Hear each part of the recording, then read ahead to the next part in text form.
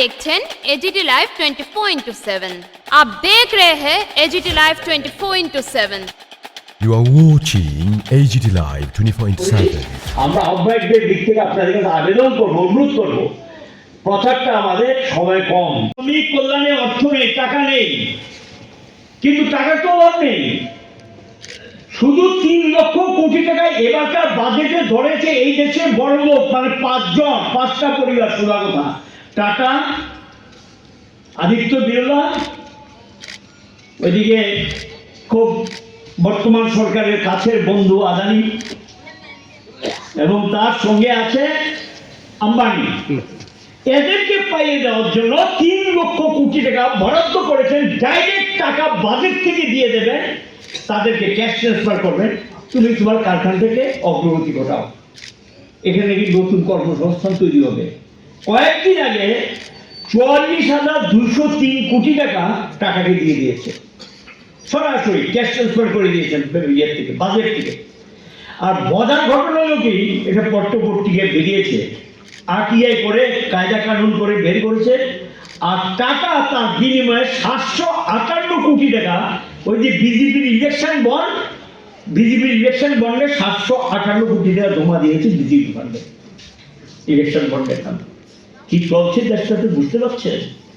কিভাবে আপনার আমার জনগণের টাকা লুটপাট করছে এই দেশের বড় লোকরা এবং সাম্প্রদায়িক শক্তিগুলো মিলে এগুলো লুটপাট করছে। এবং সংসদীয় গণতন্ত্র আক্রান্ত। কারখানা বন্ধ করা জেএফের অনুমতি পেয়ে গেছে। কর্মহীন কর্মরতদের মধ্যে বিরোধ বাড়বে এবং সেখানে জাতীয়তাবাদী আবেগকে কাজে লাগিয়ে আপনার আমার মধ্যে বিভাজনের চেষ্টা করবে। এবং এটা বিশ্ব ব্যাংকের একটা অনুকূল অবস্থা তৈরি করার জন্য, IMF এর অনুকূল অবস্থা তৈরি করার জন্য, তাদের যে নয়া উদারীকরণের যে অর্থনীতি সেটাকে লাগু করার জন্য এই চরম সিদ্ধান্ত নরেন্দ্র মোদী সরকার নিয়েছেন। লড়াইটা হবে এখন সোজা কথা, কোনো কথা শুনতে চায় না, আলোচনা বসতে চায় না, আপনার কোনো প্রতিবাদ মানতে চায় না। একেবারে টোটালি ফেসিস্ট, নয়া ফেসিস্ট। এই ফেসিস্টদের বিরুদ্ধে লড়াই ছাড়া, রাস্তা ছাড়া কোনো পথ নেই। লড়াই এবং রাস্তা দখল করে সংগ্রাম করে আমাদের দাবি আদায় করেন। আমরা পারবো, আমাদের দ্বারা সম্ভব, আমরা আদায় করে ছাড়বো। এটাই পৃথিবীর ইতিহাস। রাস্তা আমরা দখলে নেব মানুষকে নিয়ে, এবং এটা চলতে পারে না যেটা চলছে।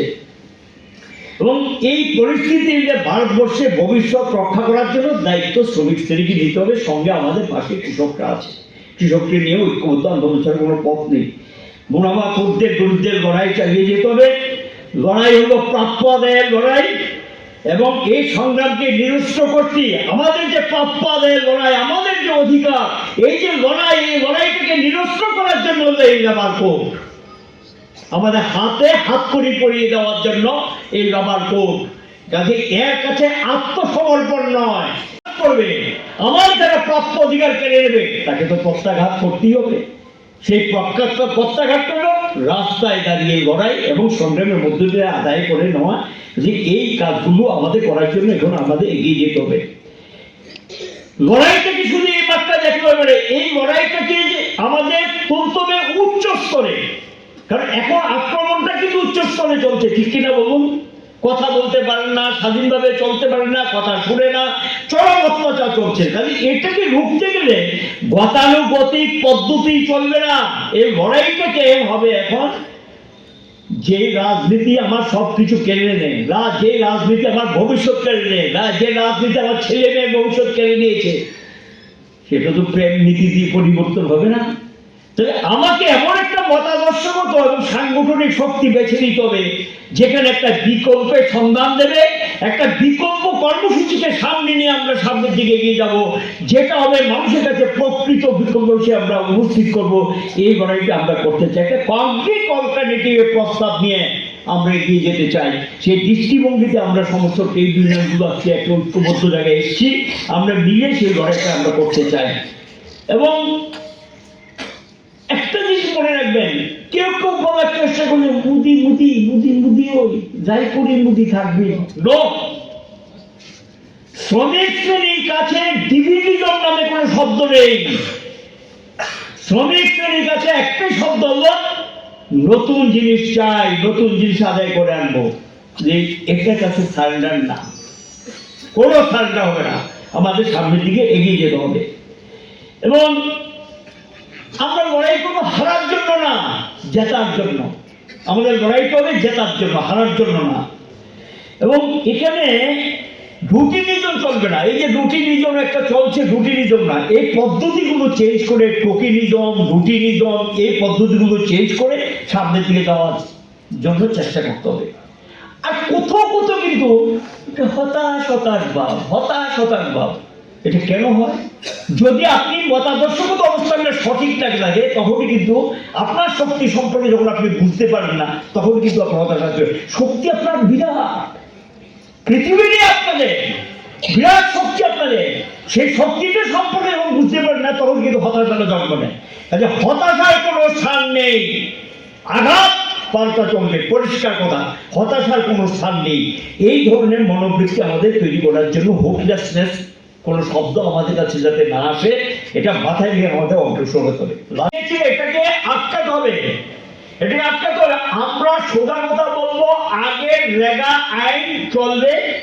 বর্তমান নতুন যে রেগা আইন, নতুন আদলে আনা হয়েছে, এটা সর্বনাশকারী আইন, এটা আমরা মানি না। এবং সেখানে গিয়ে আমাদের দিক থেকে পরিষ্কার বলতে হবে যে 200 দিনের করতে হবে, 100 দিন ছিল, এটাকে 200 দিন করতে হবে। আর মজুরি করতে হবে 700 টাকা। ট্রেড ইউনিয়নগুলো বসেছে গত 10 তারিখে বসে, তারা একটা ইস্যু করেছে, সেন্ট্রাল গভর্নমেন্টকে জানিয়ে দিয়েছে 200 দিন এবং 700 টাকা মজুরি আমরা চাই। ট্রেড ইউনিয়নগুলো সেখানে তারা জানিয়ে দিয়েছে। আরেকটা যেটা ভয়ঙ্কর বিল এসছে, বিদ্যুৎ বিল 2025, এটাও সর্বনাশ করে দেবে।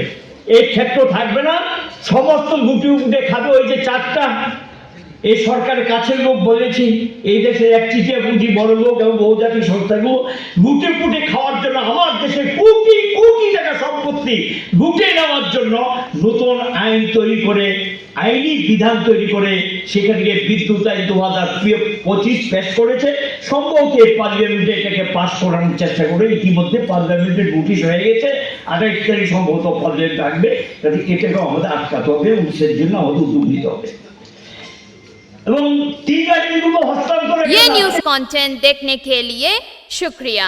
अगर आपका कोई सुझाव है तो हमें कमेंट कीजिए, सब्सक्राइब कीजिए AGT Live 24/7। Thanks for watching AGT Live 24/7.